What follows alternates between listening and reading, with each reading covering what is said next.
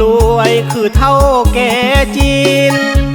คนหักก็เลยแปรปีนเท่าแก่คนจีนเขาพาน้องไปพาน้องไปเที่ยวเขาพาไปขี่รถไฟอยากได้หยังเขาก็ซื้อให้มือถือรุ่นใหม่ที่เจ้าใฝ่ฝันผู้บ่าวบ้านแฟนเก่าเจ้าเลยบ่แค่นั่งรถเก๋งไปนำเท่าแก่ลืมคนเคยแก่เมื่อเห็นแล้วเงินหยวน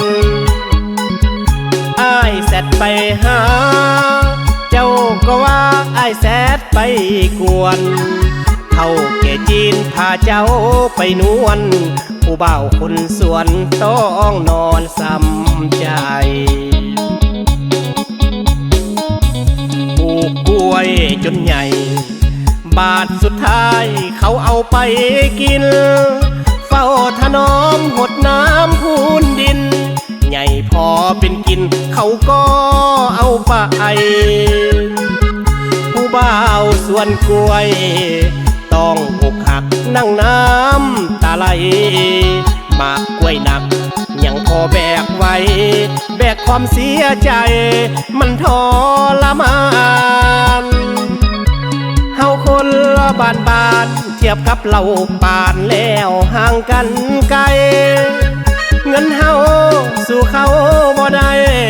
ก็ต้องทำใจสู้ไปวัน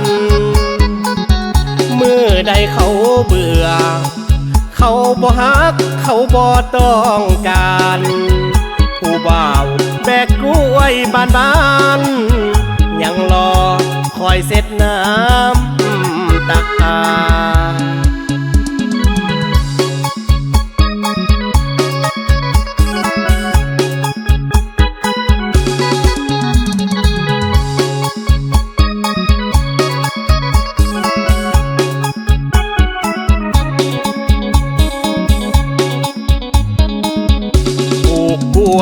จนใหญ่